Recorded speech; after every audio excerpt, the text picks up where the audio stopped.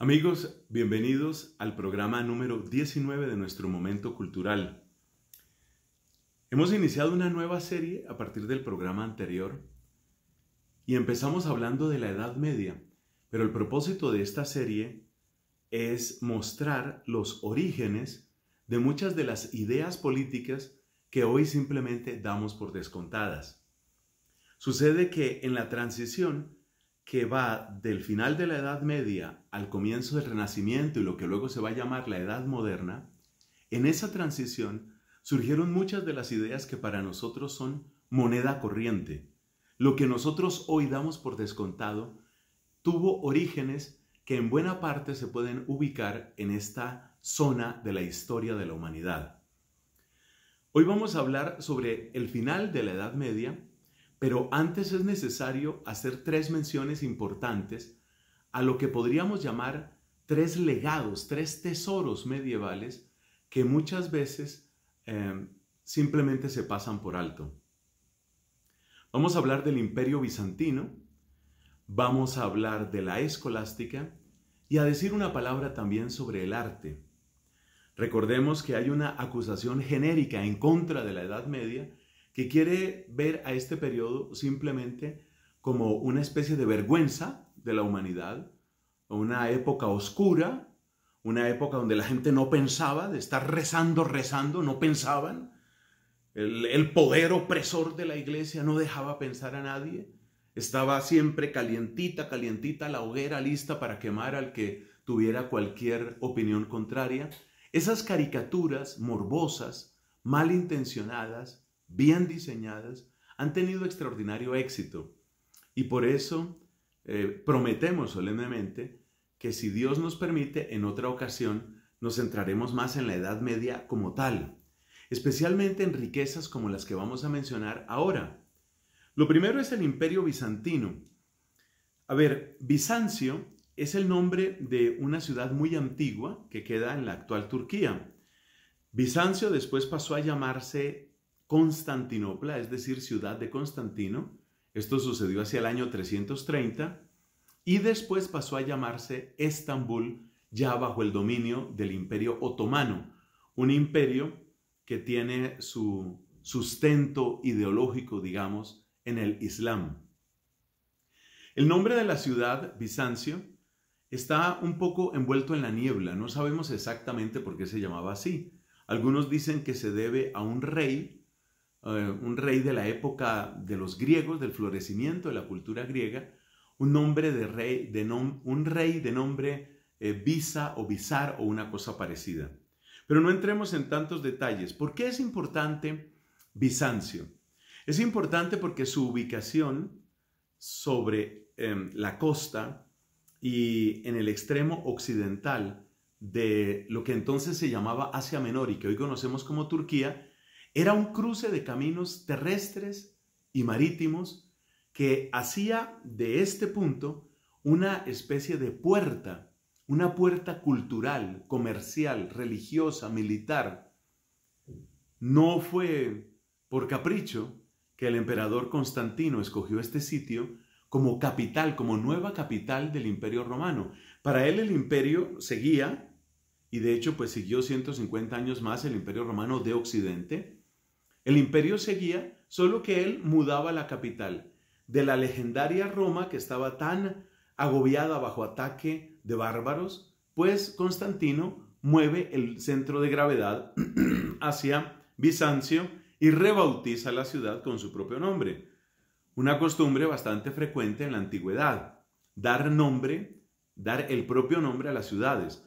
Así, por ejemplo, Alejandro Magno fundó no una, sino varias Alejandrías, de las cuales la más famosa es la que quedaba en el norte de Egipto. ¿Qué es lo importante de Bizancio? Pues en primer lugar darnos cuenta que es un centro de comercio, es un centro de tráfico de personas, de ideas, y por consiguiente se convierte en un centro cultural. Uno de los hombres más interesantes y que en cierto modo le dio el primer gran avance a Bizancio fue el emperador Justiniano. Este emperador vivió entre el 527 y el 565. Eso significa que, pues, según estas cuentas, no alcanzó a vivir 40 años. Pero Justiniano realmente le dio altura, le dio presencia, puso en el mapa a Bizancio por más de una razón. Y una de las más importantes fue porque hizo la primera gran compilación de las leyes del imperio. En ese momento el Imperio Romano ya había decaído en Occidente. Esto hay que recordarlo siempre. En el año 476 el imperio había caído en Occidente, pero en Oriente florecía. Y eso es lo que Justiniano aprovecha y canaliza a través de esta codificación de leyes. Nosotros hemos oído hablar muchas veces del derecho romano, y a veces se piensa que el derecho romano se refiere únicamente al tiempo, llamémoslo así, legendario de los cónsules y de los emperadores, precisamente en la ciudad de Roma. Pero no se debe olvidar a un hombre como Justiniano. Esta compilación del derecho podemos decir que es como la brújula de gobierno civil que va a tener la humanidad entera, por lo menos la humanidad de esta parte del planeta, Europa, durante cerca de 1000 años. Esta compilación de Justiniano, pues, es muy importante. Esa compilación fue publicada en el año 533 y reunía leyes redactadas por grandes juristas. Publicó también los principios fundamentales de este derecho romano, de modo que si el derecho romano logró llegar a nuestros días, fue precisamente a través del gobierno de Justiniano. Creo que me he equivocado al hablar antes sobre el tiempo de Justiniano. El tiempo que di fue el tiempo de su gobierno, no el tiempo de su vida. Claro que un tiempo de vida tan breve no le hubiera dado para todo lo que tenía que hacer. Entonces, gobernó entre el 527 y el 565. Esta estructura del derecho en Bizancio, en la parte oriental del Imperio Romano, va a marcar muchas cosas, porque una de las burocracias más famosas, para bien o para mal, en la historia de la humanidad, es precisamente la burocracia bizantina. Bizancio va a ser como una inmensa edificación en la cual todo tiene su lugar. Y esta estructura, que puede parecernos un poco pesada, un poco farragosa desde fuera, tuvo el suficiente cimiento y tuvo la suficiente solidez como para conservar al imperio 1000 años más. Y cuando yo oigo estas cifras, yo digo, ¿cuántas de las iniciativas que nosotros conocemos hoy tendrán una vida tan larga? Bizancio fue también lugar de cultivo del pensamiento filosófico y teológico. Es verdad que se llegó a algunos extremos, por eso cuando se habla de una discusión bizantina, se habla de una discusión en la cual los detalles cobran tanta importancia que, como dice el refrán, los árboles no dejan ver el bosque. Pero de todas maneras, Bizancio fue un polo cultural, fue un lugar de estudio y fue, en cierto sentido, la lámpara que permaneció encendida de un modo más claro durante toda la Edad Media. Por algo se nombra como final de la Edad Media la caída de este imperio bizantino en el 1453. Entonces, tener en cuenta el imperio bizantino y no dejarnos llevar simplemente por la idea de que todo era oscuridad, caos y desorden. Segunda institución, vamos a hablar de la escolástica unas palabras. ¿Qué fue la escolástica? Por supuesto, la palabra viene de schola y se refiere a la práctica de la enseñanza. La lámpara religiosa que permaneció encendida durante la Edad Media fue la vida monástica. En el siglo VI, San Benito de Nurcia va a iniciar un movimiento que fue mucho más allá, yo diría, de sus propias expectativas. Ese movimiento, esa red de monasterios que, siguiendo la regla de San Benito, fueron poblando Europa, fueron también el soporte cultural que tuvo la Edad Media. No hay nada comparable a la obra de los monasterios durante este tiempo. Ahora bien, en los monasterios el lema principal es el de la regla de San Benito. Ora et labora. Haz oración y trabaja. Pero Benito no entendía el laborar, no entendía el trabajar únicamente como una labor manual, aunque valoraba ciertamente incluso la tecnología agraria. Pero no se trata únicamente de la labor manual. Los scriptoria, es decir, los lugares donde se hacía estudio, donde se leía, donde se escribía, tenían siempre un papel muy importante. Y en las bibliotecas de los monasterios se hizo accesible a las edades posteriores lo que venía de la antigüedad. De modo que si nosotros conocemos a autores como un Catón, un Demócrito, una gran parte de la filosofía griega también, si conocemos las obras de un Virgilio, por ejemplo, eso sucedió porque hubo un canal que llevó ese acervo cultural hasta nuestros días. Y ese canal fueron los monasterios. Esto es algo que suele olvidarse o despreciarse. Cuando se presenta la Edad Media como un tiempo de pura oscuridad, realmente no se está haciendo justicia a este hecho, al hecho cultural de los monasterios. Pero los monasterios no solamente fueron lugares de copia de antiguos manuscritos, fueron lugares de verdadera producción. Muchos de estos monjes tenían, como es natural, no solo apetito para sus cuerpos, sino también para sus mentes. Y en la organización de vida que propuso San Benito, era especialmente el abad el que tenía el deber de instruir a sus monjes. Por supuesto, para instruir a sus monjes, él mismo tenía que cultivar la Sagrada Escritura y también los antiguos de los santos padres de la Iglesia. Así poco a poco se fue creando un cuerpo de conocimiento que en muchos sentidos requería también una sistematización. Vamos a encontrar a un hombre tan interesante como Pedro Lombardo. Pedro Lombardo se pone a hacer una recopilación, muchos siglos después, ya en la Alta Edad Media, se pone a hacer una recopilación de las enseñanzas de los padres de la Iglesia y de grandes figuras y de grandes santos. Ya hay que contar, por ejemplo, con un San Agustín. Entonces, Pedro Lombardo recopila todo ello en una obra que tiene un nombre muy humilde, el libro de las frases, el libro de las sentencias, en latín, Liber Sententiarum. Este libro de las sentencias, que es toda una enciclopedia de teología, en 4 gruesos volúmenes, va a ser el manual de enseñanza teológica en la Edad Media y, de hecho, va a llegar prácticamente hasta el final de la Edad Media. Luego será reemplazada por una obra semejante, más completa en un sentido, mejor ordenada, que es la Suma Teológica de Santo Tomás de Aquino. Pero la Suma Teológica realmente va a tener un impacto masivo solamente a partir del siglo XVI, es decir, ya terminada la Edad Media. De modo que un hombre como Pedro Lombardo, durante cerca de 500 años o cosa parecida, tuvo una influencia inmensa. Y esto significa que los monasterios se convirtieron en verdaderos lugares de aprendizaje. Pero no solo los monasterios, surgen también las universidades.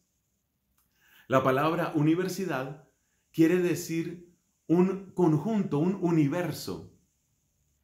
A ver, universo viene del latín y significa lo que se ha juntado en un lugar, verso en un sitio, lo que se ha vertido en un solo sitio. Y la universitas professorum et studentium es la estructura que da origen a las universidades. Por ejemplo, a la Universidad de París, la más famosa indudablemente en la Edad Media. En el caso de Italia, en Bolonia, va a surgir una universidad también con un gran centro de gravedad en el derecho, precisamente estudiando códigos como el del emperador Justiniano que he mencionado antes, y de nuevo se trata de asociaciones de personas que aman el conocimiento. Entonces la escolástica va a ser todo un sistema de enseñanza y aprendizaje que quiere preservar y al mismo tiempo acrecentar los tesoros del conocimiento que vienen desde 600, 800, 1000 años atrás, incluso desde la Biblia misma. Habría mucho más que decir de la escolástica, pero dejemos ahí un sistema de enseñanza, un sistema de transmisión de conocimiento que trata de responder al mismo tiempo a la fidelidad que nos exige el pasado y a la creatividad que nos exige el futuro. Como muchas otras cosas de la Edad Media, la escolástica ha sido criticada, calumniada de una manera espantosa. Basten estas breves palabras para decir: no te creas tan fácilmente esas calumnias, investiga más. Bueno, y una palabra sobre la Edad Media en cuanto al arte. El arte típico de la Edad Media es conocido como el arte románico. En cierto sentido, es un heredero directo del arte o digamos, de la ingeniería más que del arte que cultivaron los romanos. ¿En qué sentido? Sabemos que uno de los grandes inventos artísticos y de ingeniería de los romanos fue el uso del arco. El arco, utilizado en los puentes, utilizado en edificios, utilizado en muchos lugares. Podemos decir que el arte románico, que ya dije, toma su nombre del Imperio Romano, aprovecha esta idea y la convierte en cierto sentido en un estándar, de modo que el arco semicircular va a ser el sello típico de la construcción medieval. Lo interesante de esta construcción medieval es que no se trata de la obra de unas pocas personas. Las obras medievales son obras que podemos ver verdaderamente como obras de un pueblo. Cuando admiramos las grandes construcciones medievales, todavía no es conveniente hacer entrar el tema gótico. Cuando miramos las grandes construcciones medievales, ya dije, de este arte románico, tenemos que caer en cuenta de un hecho, y es que es un pueblo el que se está expresando ahí. Muchas veces esas construcciones ocupaban más de una generación. Esto quiere decir que hubo personas que trabajaron en esas construcciones y que sin embargo nunca las vieron concluidas. Con lo cual estamos diciendo también que los ideales expresados en esa piedra, los ideales que levantaron esas paredes, eran ideales que tenían sabor de eternidad. Y este modelo de arte, este arte que se atreve a atravesar los siglos, que se atreve a mirar más allá del breve espacio de una persona, es uno de los sellos, para mí, más interesantes de la Edad Media. Quizás porque la época en la que nosotros mismos vivimos es una época que está marcada por la inmediatez, por el vértigo y por consiguiente marcada también por la provisionalidad y por el desecho, desechar. Vivimos en la cultura de lo desechable. Casi se puede decir que es una nota de prestigio tener tecnología que sabemos que no va a durar. La mayor parte de nosotros, cuando compramos un computador o cuando compramos un celular, ya sabemos desde el momento de la compra, esto será hasta que las condiciones de tecnología y de dinero permitan comprar el siguiente modelo. Para nosotros, lo provisional, el tomar y desechar, es una lógica que llevamos casi impresa adentro. Estos medievales construían como para la eternidad, o dicho de otra manera, querían traer algo de la eternidad celeste a la realidad de sus ciudades, a la realidad de su mundo. Si esto no es audacia, yo no sé qué es audacia. Bueno, esto por mencionar algunas de las grandes instituciones medievales. Hemos mencionado el Imperio Bizantino, que siempre está muy olvidado para muchas personas. Con su compilación del derecho, que hay que subrayar. Hemos mencionado la escolástica, un sistema de enseñanza que realmente quiere buscar la fidelidad y la creatividad al mismo tiempo. Y hemos mencionado el arte, un arte que se atreve a hablar y a pensar en clave de eternidad. Y ya que menciono la eternidad, pues tenemos que volver a la pregunta que ya habíamos planteado al final de nuestro programa anterior. Si en la Edad Media había referencias de eternidad y si había un sistema social que en buena parte se repetía cíclicamente, como haciéndole espejo a la naturaleza con sus 4 estaciones, ¿Qué hizo que se acabara ese sistema? ¿Qué fue lo que pasó? O como lo preguntábamos la vez pasada, ¿qué fue lo que se rompió? Pues vamos a mencionar algunos elementos que condujeron al final de la Edad Media.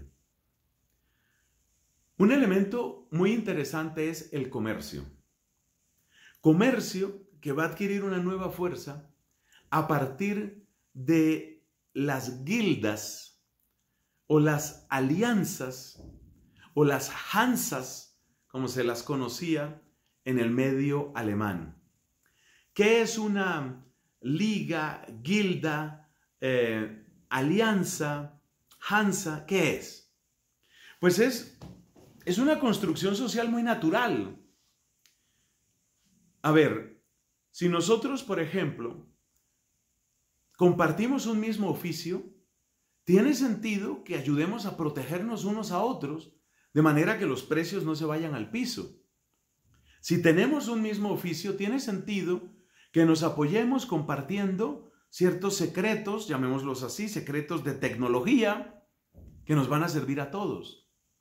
Entonces, el surgimiento de estas alianzas, estos grupos de artesanos, estos grupos de obreros, estos grupos de arquitectos, esas alianzas que no tienen directamente un origen religioso, no se excluyen de la religión. De hecho, en muchas de estas alianzas aparecen elementos religiosos.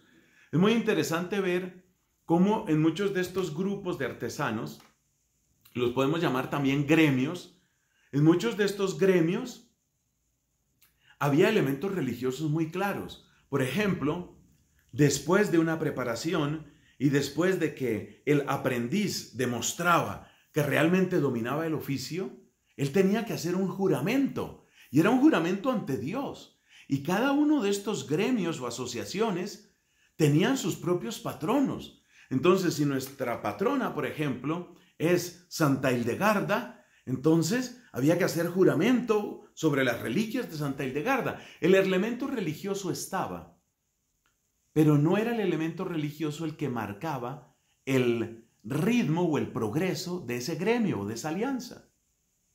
Punto importante. Otro elemento, el comercio. Es evidente que si una persona, por ejemplo, está en el negocio de la curtiembre, este asunto de los cueros y todo aquello, pues si vende más, gana más. Entonces, si tú vas a tener tu casa, porque muchas veces la casa servía también de taller, si tu casa es el lugar donde estás trabajando en lo de los cueros, pues tú vas a querer que en cada feria que haya en distintos sitios, en pueblos aledaños, pues tú quieres llevar tus cueros. Entonces, el estaticismo empieza a romperse en la base del comercio. Entonces, fíjate, gremios, comercio. Pero ahora viene el tercer elemento. El comercio sucede a velocidad, pues llamémoslo así, muy pequeña, ridículamente pequeña en comparación con lo que conocemos hoy. Nosotros pues nos movilizamos en barcos, aviones, trenes. Esta gente se movilizaba en caminos tortuosos, muchas veces a la velocidad de mulas u otro tipo de bestias. ¿Y eso qué quiere decir? Esto quiere decir que si yo voy a vender mis cueros, voy a venderlos en una población que está a 200 kilómetros, pues no voy a poder llegar en un día, por supuesto. Fácilmente eso puede requerir 3, 4 días, y si llevo un gran cargamento y si voy con muchas personas y además necesito un ejército que me proteja, pues entonces eso pueden ser fácilmente 5 días, una semana. Y durante esa semana yo necesito comer, necesito descansar, necesito hospedarme. Entonces van surgiendo ciudades que son centros de encuentro de los comerciantes. Y entonces va a surgir un fenómeno nuevo que es la ciudad. Y la ciudad tiene un nombre, burgo. Y dentro del burgo hay personas que son los primeros habitantes. Los primeros habitantes de los burgos, ¿quiénes son? Los que atienden a los comerciantes, muchas veces personas que tienen el negocio de posadas, de hospedajes. Pero ya esos hospedajes son permanentes. Entonces los burgos van a empezar a romper la lógica del sistema puramente agrario de la Edad Media, el sistema puramente feudal. Muchos de los habitantes de estos burgos, que eran los burgueses, muchos de esos habitantes se dan cuenta que no tiene demasiado sentido seguirle pagando tributo al señor feudal. Y entonces empiezan a declararse ciudades libres. Y una ciudad libre, ¿cómo se dice en estos idiomas antiguos? Se dice Freiburg. De ahí viene también la palabra libre en inglés, ¿no? Free. Entonces son ciudades libres. Y los ciudadanos que están en esas ciudades ya no se declaran en primer lugar como dependientes de un señor feudal, sino se declaran como dependientes de un rey, el cual rey está bastante lejano. Y de hecho, la independencia de estos burgueses, los habitantes de los burgos, la independencia de los burgueses con respecto a los señores feudales será solo un primer paso, porque con el tiempo vendrá el otro paso, la independencia de los reyes. Y es ahí donde van a surgir pensadores que se van a hacer una pregunta. Oye, y finalmente, ¿por qué el rey tiene que mandarme? ¿De dónde viene eso de que el rey tiene poder? ¿Y de dónde viene que el hijo del rey me va a seguir mandando a mí y a mis hijos? ¿De dónde viene el poder de los reyes? Bueno, va a venir una teoría que tendrá su cierto éxito, es ordenación divina. Eso pudo funcionar durante un tiempo, pero tarde o temprano la gente empieza a preguntarse, espérate, pero es que es ordenación divina que tengamos a este rey que es un cobarde, o a este rey que es un vicioso, o a este rey que es un borracho o que es un loco, a este rey que se come todo lo que nosotros le damos para llevar una vida pródiga y de desperdicio. ¿Es voluntad de Dios eso? Y ahí ya ves cómo va a surgir el gran cuestionamiento que pensadores posteriores, de los cuales vamos a hablar en su momento, el gran cuestionamiento que hace que algunos digan, pues no me convence mucho. La sociedad no se organiza tanto porque Dios quiso que estuviera esa dinastía o porque estuvieran esos reyes ahí. Eso no es lo que va a determinar necesariamente la organización de la sociedad. Y entonces, como veremos también en su momento, estos son adelantos de otros capítulos, entonces van a surgir otras teorías de las cuales la más exitosa va a ser una teoría llamada el contractualismo. O el nombre tiene distintos nombres, pero este es uno. Es la idea del contrato, el famoso contrato social, del que va a hablar un hombre como Jean-Jacques Rousseau, Juan Jacobo Rousseau, o del que va a hablar un hombre como Thomas Hobbes. Es decir, vivimos en sociedad por una especie de contrato entre nosotros. Entonces, ya aparece una versión de organización de la sociedad que no depende necesariamente de ningún Dios. Vamos a organizar la sociedad nosotros, porque finalmente lo que yo entiendo es que tú tienes tus intereses y tus gustos, yo tengo los míos, y bueno, pongámonos de acuerdo a ver cómo vamos a vivir. Y ese pongámonos de acuerdo es pongámonos de acuerdo entre nosotros.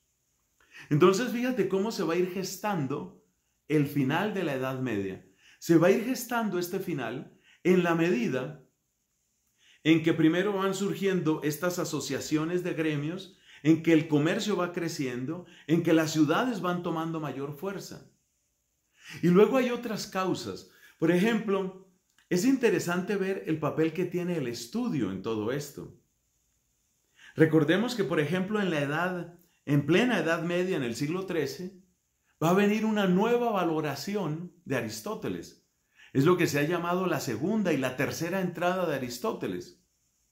Libros de la antigüedad de repente se ven casi como obras contemporáneas, obras que tienen mucho que decir. La primera entrada de Aristóteles es la que tiene que ver con sus libros de lógica, que incluye un poco la retórica, la dialéctica. Una segunda entrada de Aristóteles va a ser lo que tiene que ver con la naturaleza. Eso hoy interesaría muy poco a muchas personas. Entonces ahí van a entrar obras que tienen que ver con meteorología, con vegetales, con animales.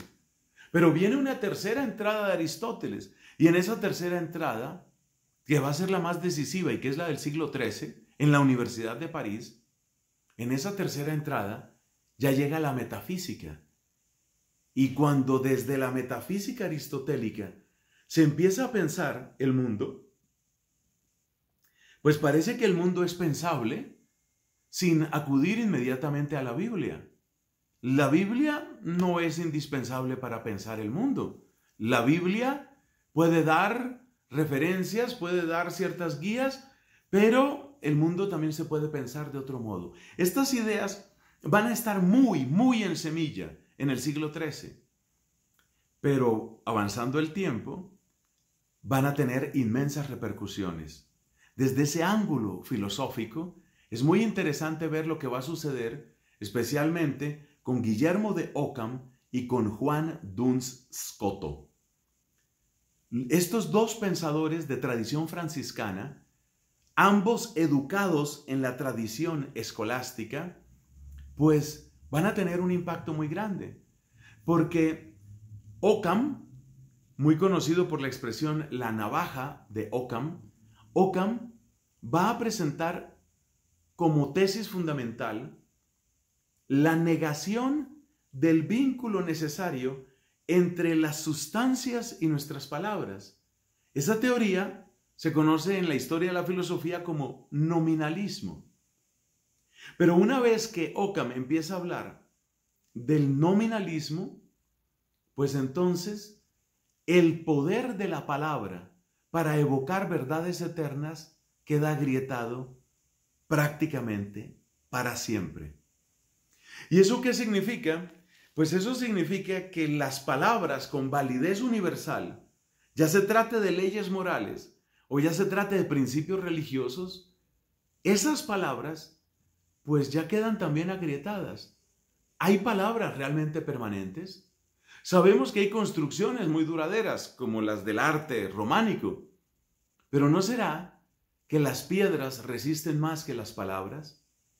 Esta movilidad del significado de las palabras es algo que uno no encuentra, por ejemplo, en un San Buenaventura o en un Santo Tomás de Aquino, pero a partir de la postura de Ockham, esto sí que va a tener una repercusión, porque entonces el lenguaje mismo va a ser visto de una manera dinámica. Y cuando el lenguaje es visto de una manera dinámica, entonces la verdad ya no parece que sea posesión de quienes siempre han tenido la palabra. Quizás la verdad puede tener otras casas, puede tener otros lugares, otros asentamientos. Y efectivamente eso es lo que va a suceder. Cuando muchos siglos después, en comparación pues de la época que estamos hablando, cuando siglos después nos encontramos, por ejemplo, con un Galileo o con un Newton, entonces Galileo va a encontrar en la expresión matemática una palabra que es más firme que las mismas palabras de la filosofía o de la teología. En ese momento, el desplazamiento de la autoridad intelectual va a ser, en cierto sentido, irreversible. La Iglesia deja de ser la casa de la verdad y empieza a buscar, esa verdad empieza a buscar como nuevas posadas. Una de esas posadas va a ser indudablemente la ciencia moderna. Todo este éxodo de certezas desde la casa de la verdad que había sido siempre la Iglesia Católica, pues tendrá repercusiones sumamente grandes. Porque en el siglo XV y en el siglo XVI una nueva clase social aparece. Y esa nueva clase social es la que se pregunta ya no por la eternidad, sino más bien por el presente. Efectivamente, los mismos comerciantes que ya vimos que tuvieron este papel tan importante y esta repercusión tan grande en tantas cosas, esos mismos comerciantes pues van a acrecentar su apetito de ganancias y van a acrecentar sus éxitos. Y en un cierto momento, el norte de Italia, y muy particularmente la ciudad de Venecia, se convertirá en el epicentro de algo que no había sucedido nunca en la Edad Media. Es decir, un florecimiento, una prosperidad material, una abundancia de dinero y de poder que ya no tenía deudas directamente con la iglesia. Ese florecimiento del poder traerá un fenómeno del cual vamos a hablar en nuestro próximo programa. Ese fenómeno se llama el giro antropológico.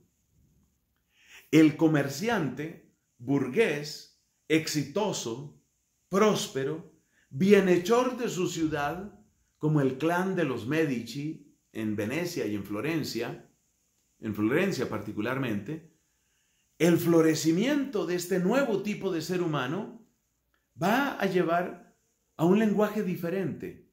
Y ese lenguaje ya no se preocupa por cómo tengo que ser santo y vivir en la eternidad, sino más bien cómo tengo que ser inteligente y vivir en el presente. Así que tenemos que hablar del giro antropológico.